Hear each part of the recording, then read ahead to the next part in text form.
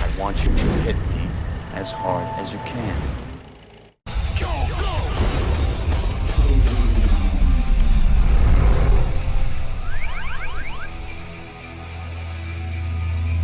Well, my friends, I can think of no better way to close out the first decade of awfully good movies on YouTube than by once again celebrating the holly jolly holiday of Christmas. A time where we can all put aside our petty differences and forget our real life troubles so that we can decorate trees, give each other presents, and renew a feeling of joy and wonder in our otherwise cynical hearts. Or else Arnold Schwarzenegger will beat your ass down with a large plastic candy cane. Where's your Christmas spirit? But this year's Christmas holiday also happens to be a very important milestone for a beloved holiday film, as 2019 marks the 30th anniversary of National Lampoon's Christmas Vacation. 6 years after screenwriter John Hughes and director Harold Ramis teamed up to introduce the Griswold family to America, and 4 years after Amy Heckerling's underwhelming follow-up, Hughes returned to the Vacation franchise to write its Christmas-themed third installment in 1989, which would come to be embraced by audiences as a perennial Christmas favorite that continues to be quoted and merchandised up to this very day. And although the Vacation franchise would continue on without the National Lampoon label with far less success,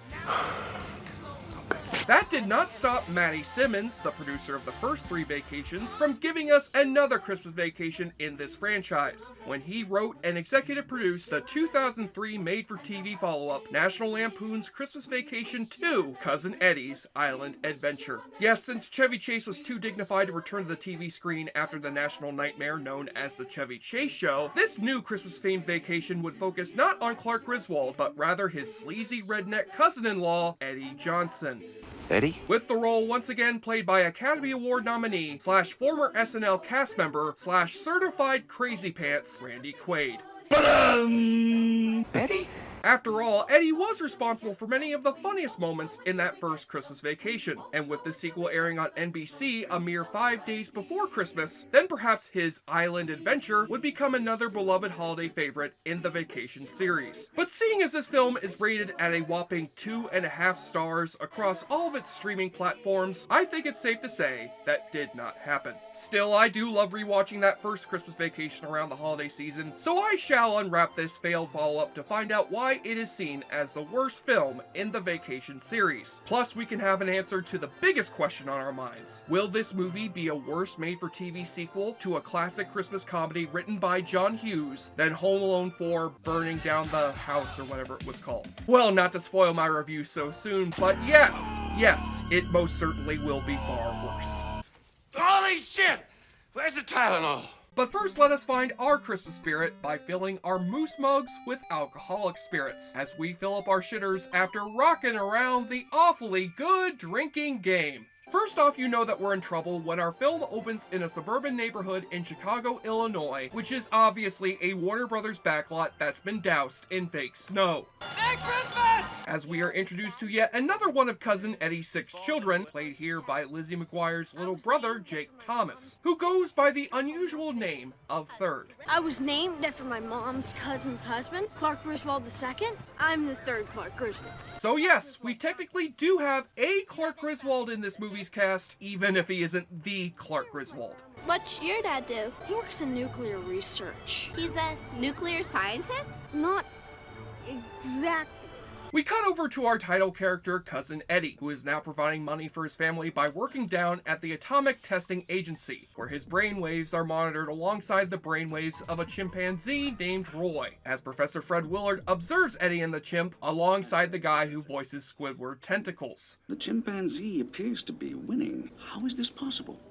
Because the monkey is smarter. Yes, thank you, Fred Willard, for explaining the obvious joke that Eddie is stupider than the chimp, because the filmmakers clearly think that the audience watching this movie is dumber than the both of them. The professor tells Eddie that the government is cutting costs at the testing agency, which means that Eddie has to be let go, while Roy the chimp gets to keep his job. Well, why don't you fire him? What has he got that I ain't got? His brainwaves register more distinctly than yours. Which one's mine? The one labeled Eddie. Again, because he less smart than Monkey. Do you get the joke yet? And in addition to losing his job at Christmas time, it turns out that Eddie and his wife Catherine, played here yet again by Miriam Flynn, have lost the RV which they were living in back in Vegas Vacation. I love that RV. With the two of them living with their son Third in the home of Eddie's grown-up niece, Audrey Griswold, who is played here not by Juliette Lewis, but rather the original Audrey from the very first Vacation movie 20 years ago, Dana Barron. I'm gonna kill myself. Merry Christmas! Well, judging by that threat of suicide, I'm guessing either Audrey Griswold has broken up with her latest boyfriend, or that Dana Barron has realized she's the only member of the original Griswold family who has agreed to be in this shitty sequel. Could you imagine something that terrible happening right before Christmas? And after Eddie and his family spend that night fighting against the broken plumbing in Audrey's bathtub, because of course this movie would be so lazy as to steal a gag from Ernest Goes to School, Eddie comes by the agency the next day so that he can beg Fred Willard to fire the chimpanzee instead of him. He ain't that smart. And Roy the chimp gets his revenge on Eddie with a bite to his ass. Ladies and gentlemen, Randy Quaid's Cum Face, now available as a commemorative plate, which is the perfect gift for the holidays. So as Eddie is treated for his monkey bite by Dr. Flounder from Animal House, the nuclear agency decides to prevent Eddie from suing them for damages by offering him and his family an all-expenses-paid Christmas vacation to the South Pacific island of Molucca, which is good news not just for Eddie's family and the recently heartbroken Audrey Griswold, but also for Eddie's recently arrived Uncle Nick, played by the one and only Ed Asner. Merry Christmas. I came here to die. Who's also had a recent breakup from his wife, Jessica. Aunt Jessica ran off with the Christmas tree delivery man? The 28-year-old delivery man. I didn't know they delivered. I didn't think grandmothers thought about sex and stuff like that. Apparently the thought entered her mind. You suck! So now the entire Johnson clan is off to finally have themselves a Griswold-style family vacation, with their dog Snots coming along to provide some bottom-barrel fart jokes. He's never flown before. So bad. And who should they run into at the airport but a cameo from a returning cast member from a previous Vacation movie? Are you alright? Eric Idle, reprising his role as the accident-prone Englishman who kept getting injured by the Griswolds in European Vacation, and is now being injured by their cousin Eddie. No hard feelings? No feelings whatsoever. He's alright. He's English. Wow, how clever of the filmmakers to cross over the worlds of Christmas Vacation and European Vacation to help establish the Vacation cinematic universe. Just wait until you see how they bring back Wallace Shawn's villainous blackjack dealer from Vegas Vacation. The Johnsons finally arrive on the island of Molucca and are greeted at the airport by their native tour guide. I'm Luca Laka Mickey, Mr. Johnson. Well, nice to meet you, Muka Leka Hickey. These ribs are great, Muka Cookie. I thought your name was Maluka Malarka Ricky. And in spite of this so-called island clearly being the same soundstage they shot the Chicago scenes on, Muka and the Johnson family are off to charter a boat so that they can tour the surrounding islands. Eddie, get up, cast off. Oh boy, I can already tell that Eddie's gonna get pulled by that rope and go for an impromptu water skiing ride, just like that classic John Hughes comedy, The Great Outdoors.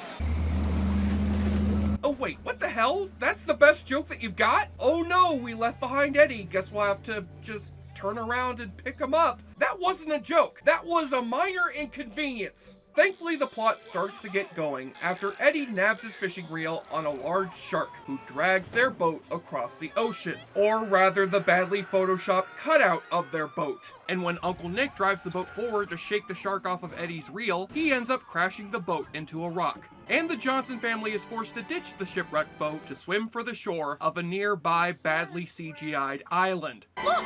The boat's drifting away! Did anyone anchor the boat? And make sure you take a shot every time this movie cuts to black for a commercial break, because with any luck, you might end up blacking out yourself before this movie's over. So if anybody's familiar with the history of National Lampoon magazine and how it helped introduce some of the greatest comedic writers and performers of the 20th century, you may remember Matty Simmons as one of the magazine's founders who took over as its editor-in-chief in 1985, which is part of the reason why the Lampoon stopped producing classic comedies like Animal House and Vacation, and started producing crappy comedies like Senior Trip, Gold Diggers, Pledge This. The list goes on and on. And while it's bad enough that the writer of Vacation and Christmas Vacation has been replaced here with the writer of Baby Huey's Great Easter Adventure, it's even worse that the Cousin Eddie character has lost any semblance of charm or relatability that he had in the original movies, and fully turned into a Larry the Cable Guy level cartoon caricature of a dumb redneck, with Randy Quaid either shamelessly mugging his dumb face for the camera or sticking out his equally dumb ass. And once he and his family wash up on this island, it feels more like you're watching a really bad Gilligan's Island reboot than a sequel to one of the greatest Christmas comedies ever made, even as the central plot thread revolves around the family trying to hold a Christmas celebration in spite of being stranded on the desert island. We could still have Christmas. We can have an island Christmas. Let's think of something we can all give to each other. We could get a house, Eddie. Where are we gonna get a house? We could build it with our hands. If you build it, they will come. Well, yes, this movie is a lot like Field of Dreams, but if Kevin Costner was replaced in the lead role by a batshit insane conspiracy theorist who these days looks like Alan Moore's hillbilly clone. As for the rest of Eddie's family, the only two people who make any sort of impression are Dana Barron and Ed Asner. You can tell that Barron is trying to make the best out of reprising the role of Audrey, even with a script that gives her nothing to work with. And Ed Asner provides the closest thing this movie has to a laugh, simply because of how clearly he does not give a shit. Who's Daniel? Oh, never mind. I don't care. I don't like Christmas when it snows. It's too sentimental. It's hard to believe that poor Ed did this dog shit in the same year he played Santa Claus in a classic Christmas comedy, and yet here he is playing a boozy, creepy uncle whose biggest running joke is perving out on Mooka the bikini-clad tour guide. Cut my hand. I don't know how. I bit it. You want to rethink your sign, buddy? How about a full body massage? Ew, this is far less heartwarming than that other movie where Ed Asner was stranded on an island with a young Asian American. Oh, how I wish that Clark Griswold's dad was here to go squirrel hunting with Doug the talking dog. Squirrel! As for our barely existent plot, the Johnson family does end up having themselves a fairly good island Christmas, as Eddie ends up bumbling from a tree and spearing a wild boar in the head that serves as the roast beast, while he and his son finish building the family's new household. But after they christen their new house by swinging a coconut at it, that's when their Christmas celebration ends up falling apart.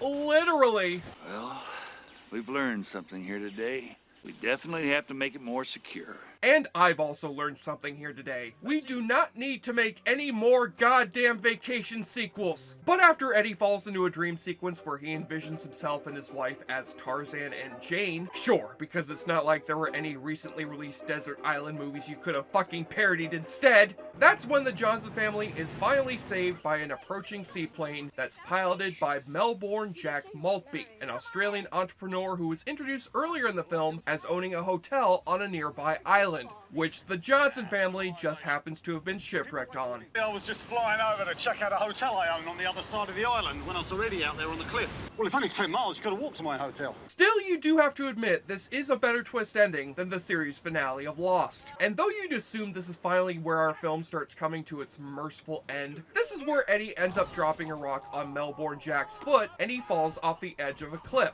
And though Jack claims he's perfectly okay to fly the Johnsons off the island, he ends up succumbing to a concussion while the plane's up in the air. And now it's up to Eddie to land the plane. Merry Christmas. Can you fly a plane? I'll take that as a no. We're gonna die.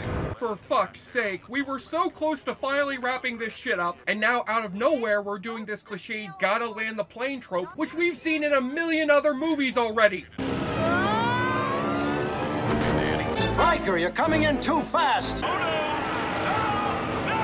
No! Up, pull up, now! Left rudder! Now what we're gonna do is gonna turn the wheel slowly to the left. When I tell you to, I want you to pull it halfway out. No, the throttle. No, Andy! Daddy, no! He's coming right at us! Dear Dear God, this is the closest thing in this movie which lives up to the title, Island Adventure, and we're not even on the island anymore! How could this movie get any worse? Take a look around, you viewers! We're at the threshold of hell! And speaking of quotes from the first Christmas Vacation... Bingo. Oh, you can kiss my ass, movie. Kiss my ass, kiss her ass, kiss Ed Asner's ass, kiss Randy Quaid's ass, kiss the ass of John Hughes' rotting corpse, and happy motherfucking Hanukkah. Oy vey! And with the Johnsons finally off the island, we get a last-minute cameo from Ed Asner's previously mentioned wife, Aunt Jessica, played by Beverly Garland of My Three Sons fame in her final on-screen role. Aunt Jessica, you didn't, did you? Don't ask. It's incredible that this woman did 4 movies which were directed by Roger Corman, and yet it's this movie that's the worst thing she ever appeared in. Oh, and also Fred Willard comes back to offer Cousin Eddie his job back, while Roy the Chimp takes a vacation. But it turns out that Eddie already has a new job, as an airplane pilot! Well, Roy, looks like this is the beginning of a beautiful friendship. Wow, how ballsy of them to end on a quote from one of the greatest movies ever made, in what might be the worst movie I have yet seen for this show. I salute you, Christmas Vacation 2. You have finally broken my holiday spirit. Play ball! To add insult to injury, this movie feels so unrelated to the first Christmas Vacation that they keep dropping the phrase Merry Christmas over and over in the dialogue to make up for the lack of holiday-related humor, to the point that they have a montage of it in the DVD special features. Merry Christmas. Merry Christmas. Merry Christmas. Merry Christmas. Merry Christmas. Merry Christmas. Merry Christmas. Merry Christmas. Merry Christmas. Merry Christmas. Dinner was full. But with or without the Christmas-related angle, Cousin Eddie's Island Adventure is a transparently cynical and desperately unfunny attempt to drain a little more money out of this beloved comedy franchise without the help of John Hughes or Chevy Chase. And while Christmas Vacation will continue to be a heartfelt and hilarious tradition for many more Christmases to come, Christmas Vacation 2 is good for nothing more than serving as fuel for the Yule log. But still, as downhill as Randy Quaid's life may have gone after doing this movie, at least he can be glad he didn't have to make a cameo in that shitty Vacation reboot.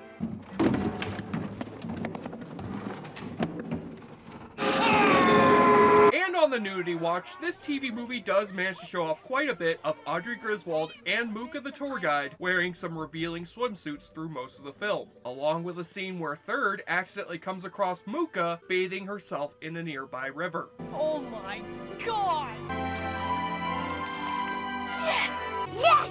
Yes! But what's this? It turns out that Ed Asner is also peeping on this girl's bath, as if this movie hasn't ruined Ed Asner's good name enough. And by the way, we are now selling Ed Asner's cum-face commemorative plates as part of a special Christmas offer with the Randy Quaid commemorative plate. So order yours today! It's the gift that keeps on giving the whole year. On the enjoyableness continuum scale from Bull to Bruce, National Lampoon's Christmas Vacation 2, Cousin Eddie's Island Adventure, manages to be worse than you'd expect from the same studio that shat out A Christmas Story 2, A Dennis the Menace Christmas, and Grandma Got Run Over by a Reindeer. And seeing as I'm giving this movie my first ever 0 rating, I would like to introduce a brand new rating for the show, which I will give to any movies that don't even chart on the enjoyableness continuum scale, that I would like to call the LaQuisha. You love with Loquisha. What's your problem? Congratulations, movie. Now take that Christmas bonus and go build yourself a swimming pool. And may Rick Dalton come to your swimming pool with his holly jolly flamethrower and roast you alive in the flames of hell.com. And I would genuinely like to thank every single viewer out there who has kept awfully good movies going for these past 5 years. Here's hoping that I get to make you laugh plenty more in the new decade to come. So may you all have the happiest Christmas since Bing Crosby tap danced with Danny fucking Kaye. Now, if you'll excuse me, I need to go empty out my shitter. Oh, god damn it, you bastard! Why won't you stay down? Why don't you stay down? Christmas vacation. You're so glad it's Christmas vacation. When you get to be my age, a good dump is one of the great pleasures in life.